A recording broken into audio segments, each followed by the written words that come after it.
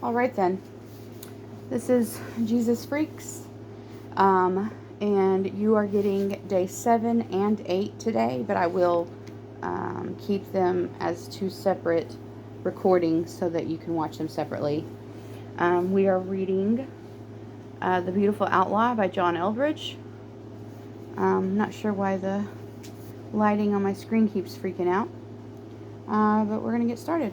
So, Chapter 7, Disruptive Honesty.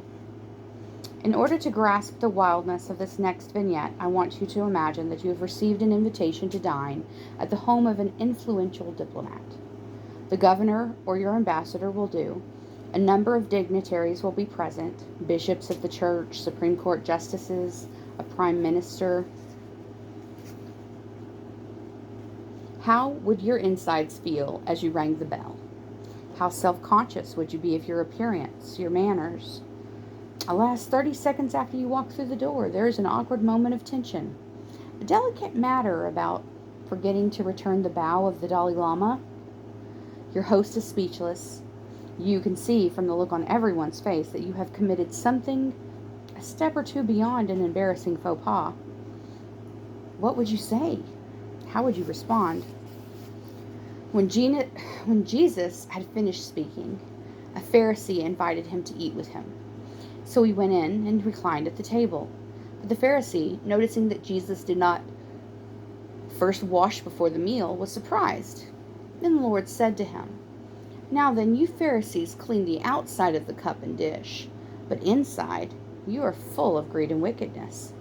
From Luke 11:37-39. Jesus had just entered this man's home, having accepted an invitation to dinner. Every guest who has ever passed through those doors has washed their hands before being seated, slavishly observing a custom unbroken for centuries. It is a test of orthodoxy and solidarity. Jesus knows this, knows they are watching his every move. He walks right past the line at the wash basin and makes himself comfortable at the table. The Pharisee apparently is speechless. Jesus reads the look on his face and offers an explanation. "Oh, the washing bit," he says as he takes a piece of flatbread, breaks a bite off and chews it. It completely clouds the issue. Outwardly, you look sensational, but inwardly, your heart is full of extortion and evil. The things Jesus says. Apparently, he's not concerned about being invited back. May I remind you that whenever you are watching Jesus, you are watching love. You can always hold that up as you encounter startling passages like this one. I'm at this very moment watching love in action. But how in the world is this love? It doesn't even seem polite. Permit me a digression that will help. Several years ago, a beautiful and intelligent young woman whom we love very much began tumbling into a mental breakdown. All those who loved her watched in agony as she became increasingly obsessive, delusional, and depressed. She spiraled downward. We feared for her life. One by one, friends and family would make an attempt over coffee or just dropping by to bring her back to reality. Her dismissals were offered in such irrational ways, we knew she would soon have to be hospitalized. This is a heartbreaking thing to stand by and witness, helplessly, like watching someone fall through the ice. We arranged what has become known in the mental health community as an intervention, a gathering of friends and mentors in a community in a united effort to jolt an individual to reality, or failing that, to insist the person submit to treatment. We began gently. She tossed off our concerns. We became more and more direct. She shifted to self-defense. Finally, we had to be brutally honest and insistent. Even then, she could not grasp the stark reality of her own desperate condition. It was an awkward, painful, and loving thing to do. I'm sorry to say she had to collapse even further before she would accept help. Jesus' 3 years of public ministry are one long intervention. That's why he acts the way he does. Remember, Jesus is not strolling through the Israeli countryside offering poetry readings. He is on a mission to rescue a people so utterly deceived, most of them don't even want to be rescued. His honesty and severity are measured out precisely according to the amount of delusion and self-deception encasing his listener.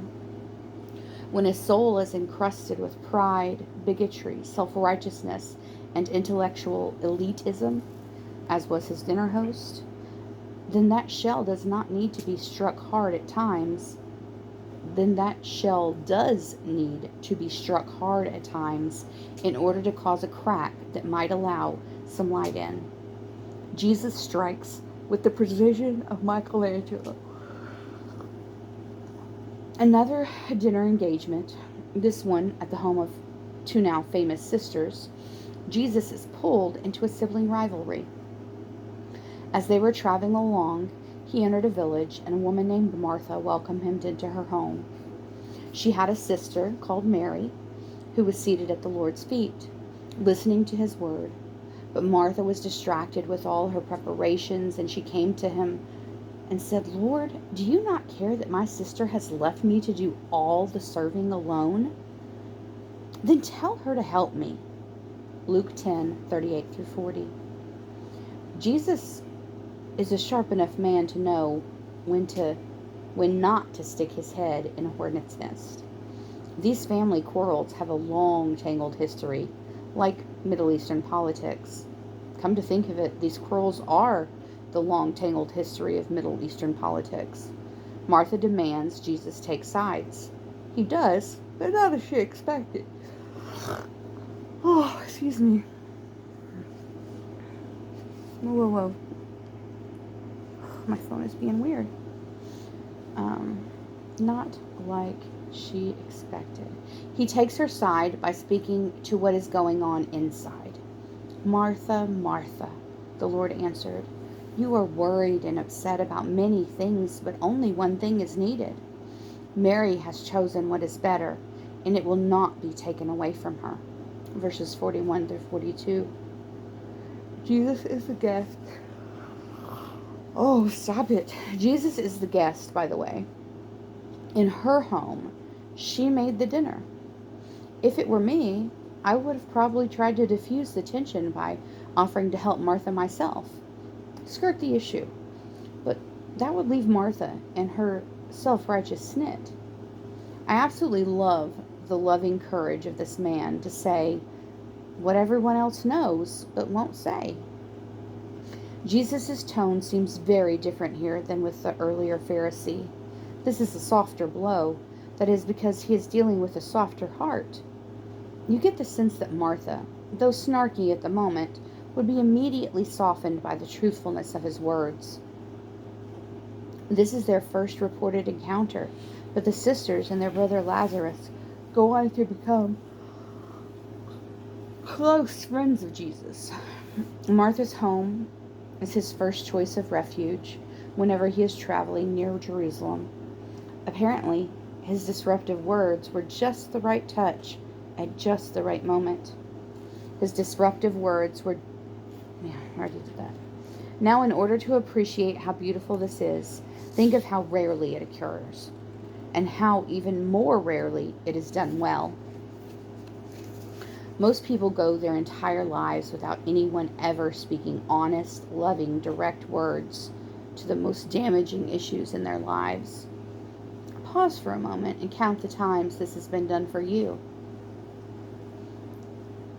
Better pause and count the times you've offered this to someone you love. We chit-chat.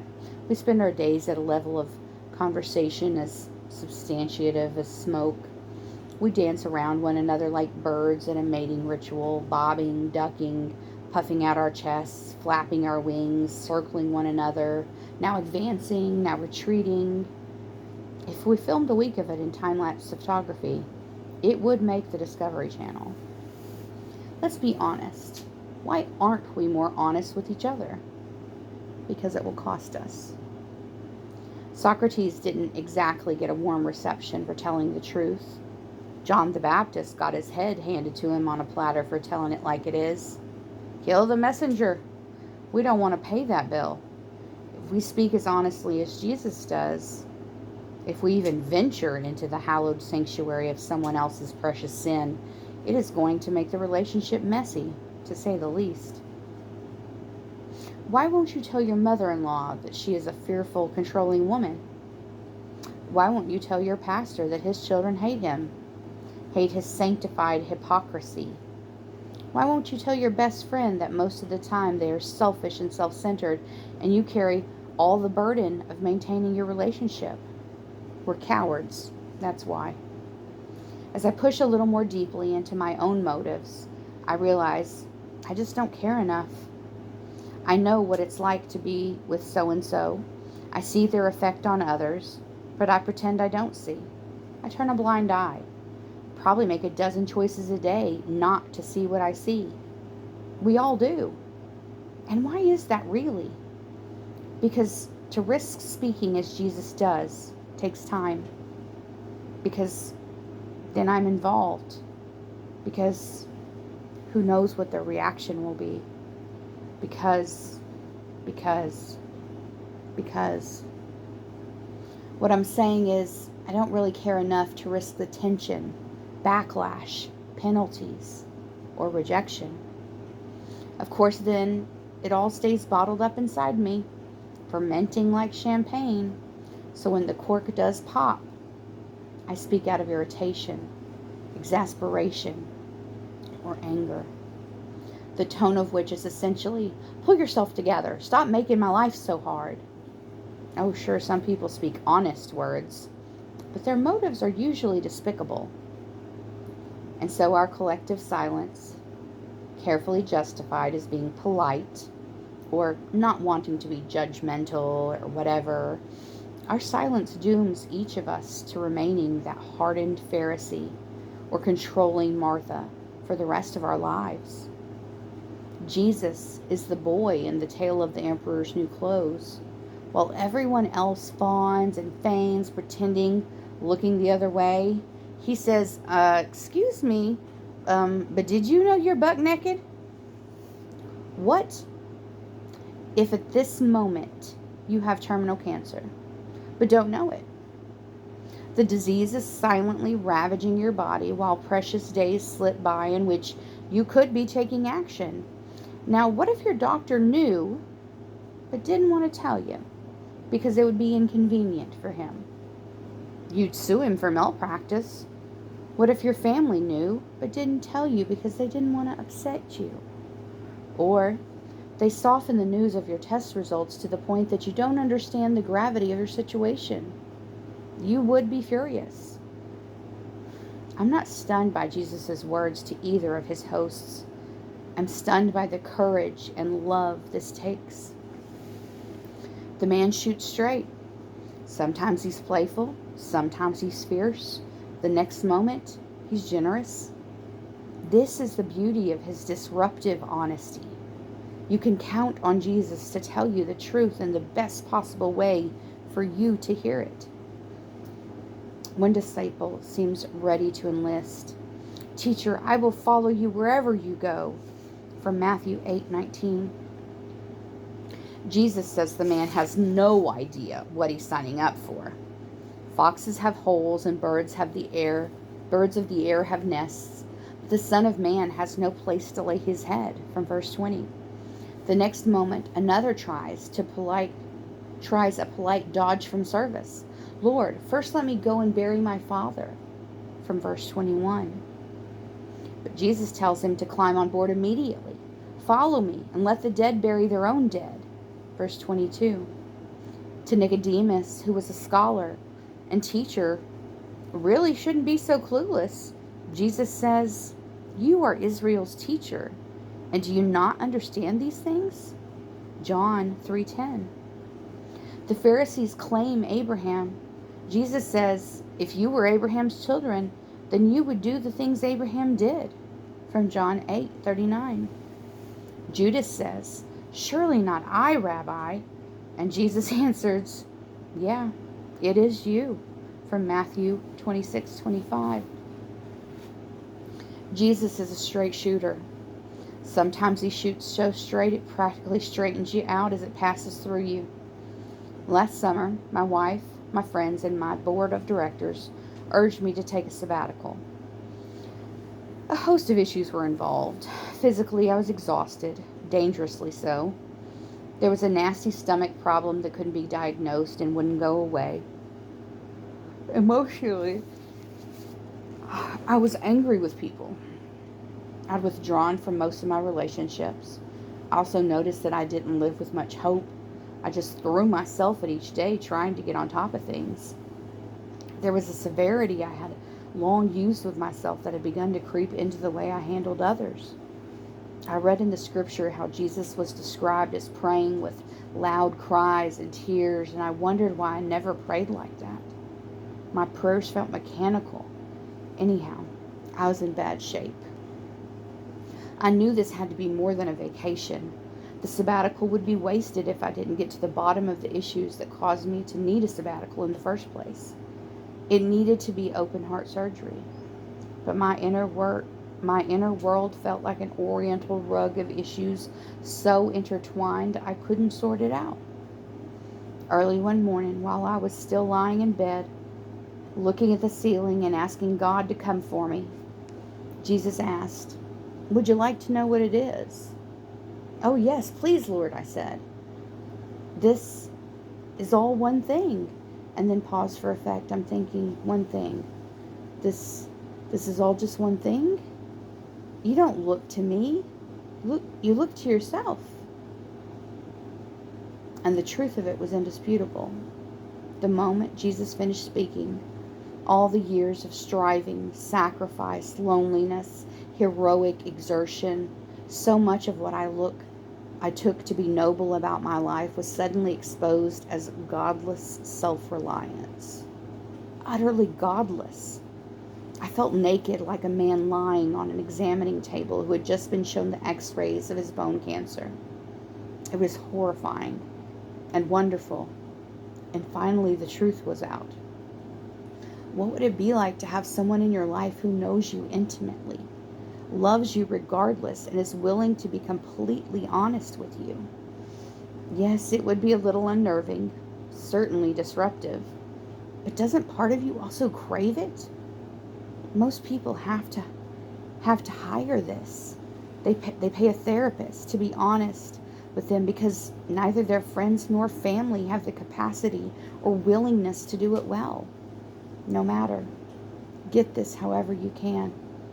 The more we realize this sort of disruptive honesty is exactly what we need and more difficult to come by than winning a lottery ticket, the more we will fall in love with Jesus for the way he offers it. Be on your guard against men. They will hand you over to the local councils and flog you in their synagogues.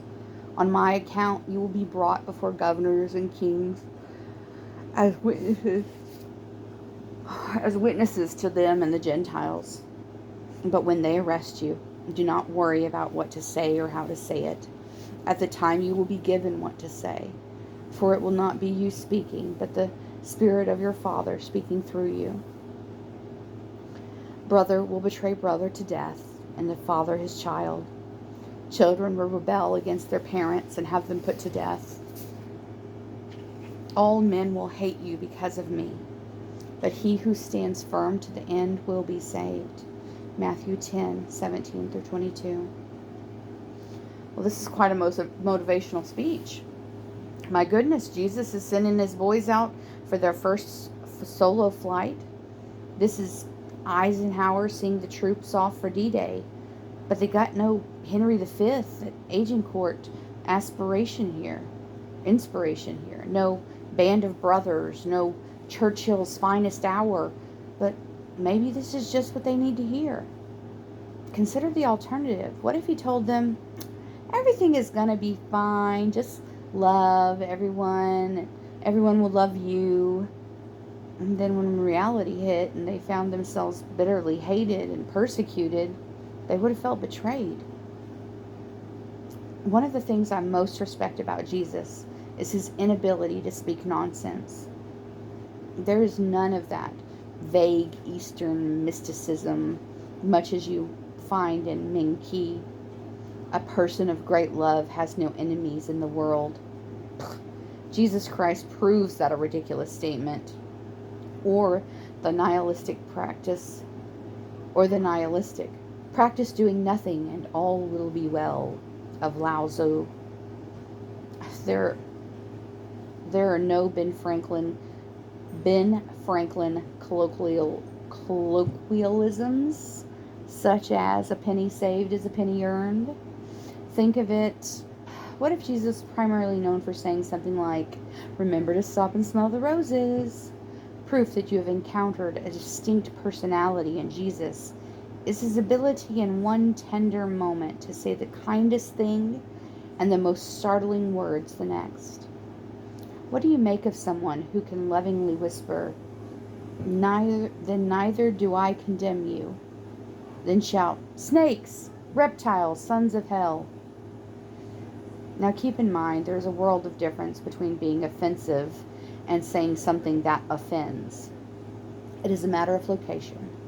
Where, in fact, does the offense lie? The man who makes a racial slur betrays something ugly in him. The friend who says you've had too much to drink spares you something ugly in you. A foghorn is offensive at a dinner party. It is the sweetest sound in the world for a ship lost in a storm. Jesus' words are not offensive.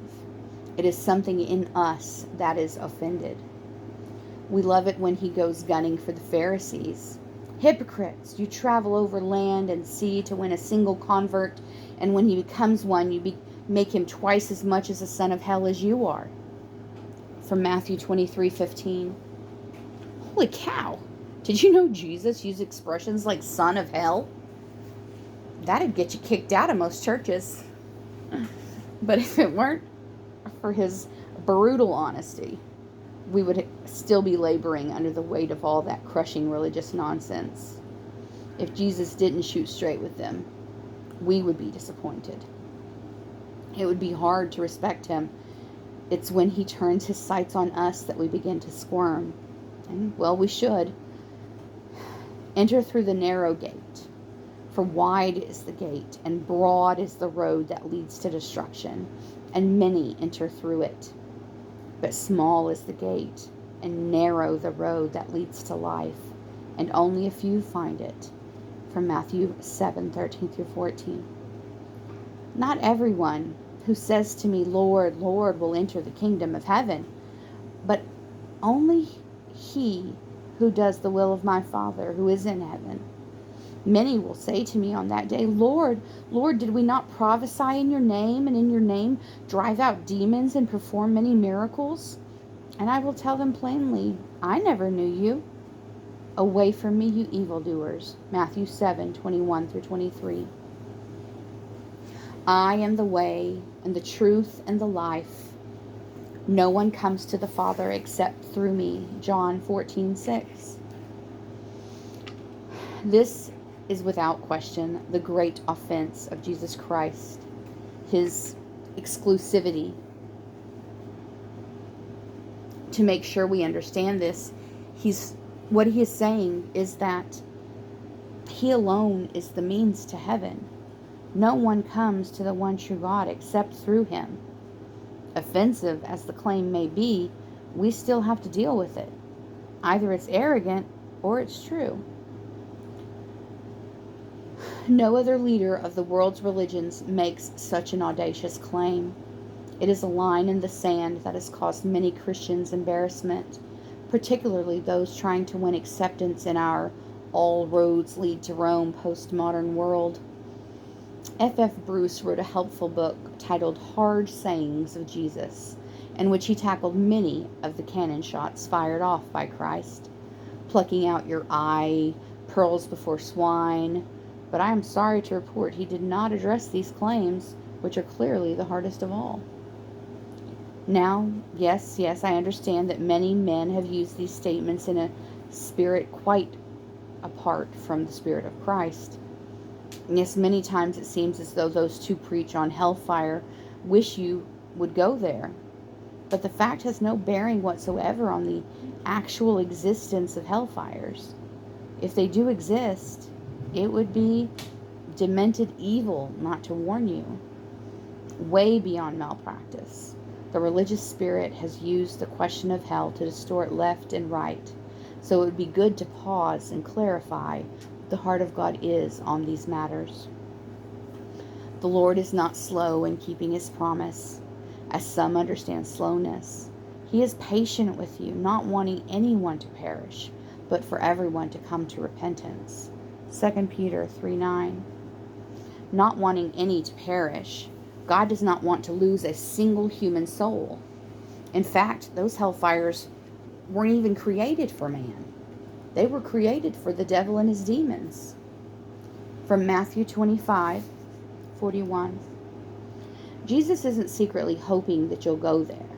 Listen to this lament over his own stubborn people. O Jerusalem, Jerusalem, you who kill the prophets and stone those sent to you. How often I have longed to gather your children together, as a hen gathers her chicks under her wings, but you were not willing. Luke 13:34. Jesus' heart of love is not diminished by the fact that some people will actually choose hell over surrendering to God. He weeps over it. He warns, urges, pleads, performs miracles. As they nail him to the timbers, he says, Father, forgive them, for they do not know what they're doing. Luke 23:34. Because if they don't find forgiveness, it is going to be a mighty black day of reckoning. Jesus prays for them, prays they will find mercy. Most attempts to convince the world that Jesus was a really great guy, not mean and dogmatic like you know who, usually meaning Republicans and the religious right, carry their task all the way to the point of hiding or eliminating the exclusivity of Jesus.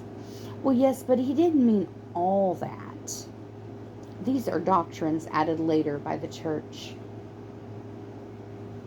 Practically the opposite is true. Jesus said it very clearly.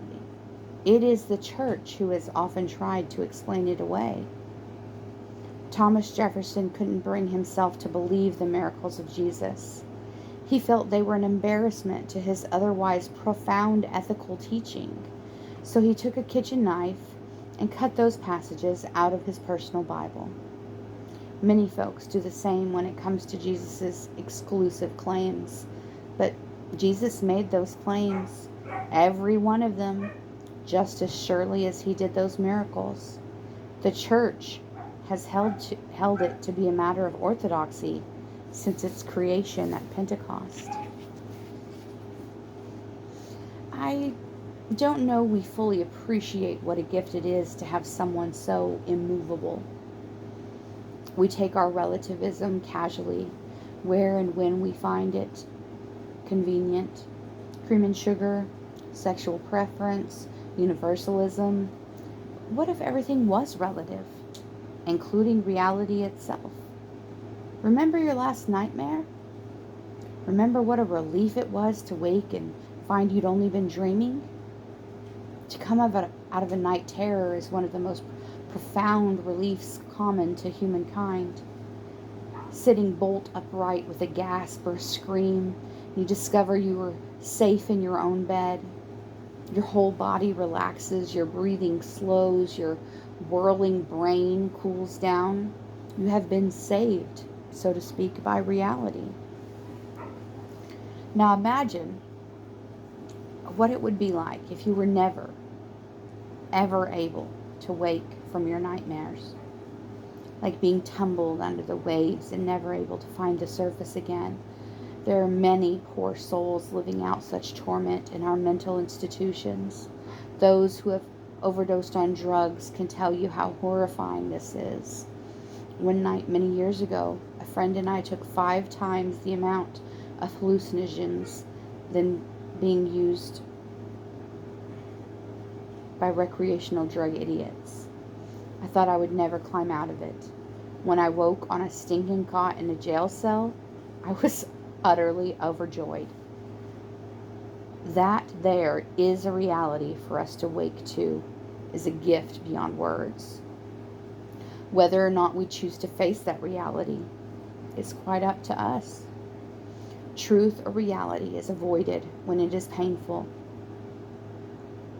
We can revise our maps only when we have the discipline to overcome that pain. To have such discipline, we must be totally dedicated to truth. That is to say, we must always hold truth as best we can, determine it to be more important, more vital to our self-interest than our comfort. Conversely, we must always consider our personal discomfort relatively unimportant, and indeed even welcome it in the service of the search for truth. Mental health is an ongoing process of dedication to reality at all costs. Thus, the startling, disruptive, sometimes brutal honesty of Jesus. The world is stone drunk and raging at Jesus because he's trying to keep us from taking the car. Who's being unreasonable? The spirit of our day is a soft acceptance of everything, except deep conviction in anything. This is where Jesus will suddenly confront the world as a great rock confronts the river, flowing ever downhill. He is immovable. The cry used to be for tolerance, by which we meant we have very strong differences, but we will not let those be the cause of hatred or violence between us. Now it is something else, where all convictions are softened to second or third place while we all agree to enjoy the world as much as we can. But truth is not like conviction. Conviction might be a matter of personal opinion, but truth is like a great mountain, solid and immovable whether we like it or even acknowledge it. Christianity is not a set of convictions, it is a truth, the most offensive thing imaginable.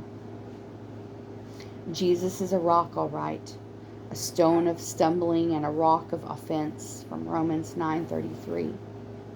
A rock is offensive in your shoe because it is an inconvenience.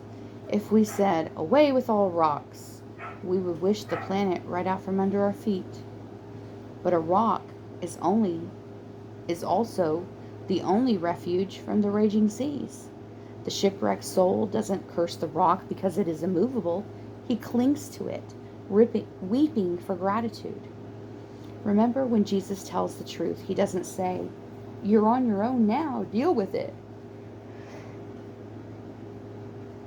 Excuse me, he offers us a way out.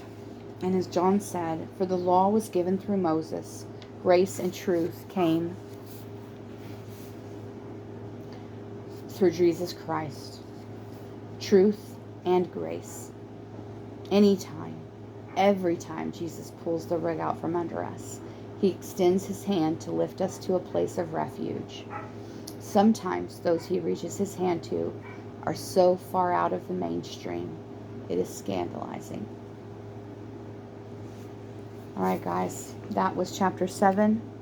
It's a little bit more than 30 minutes. Give me a few minutes, and you should see a second video for chapter 8 for today's lesson. Chapter 8, A Scandalous Freedom.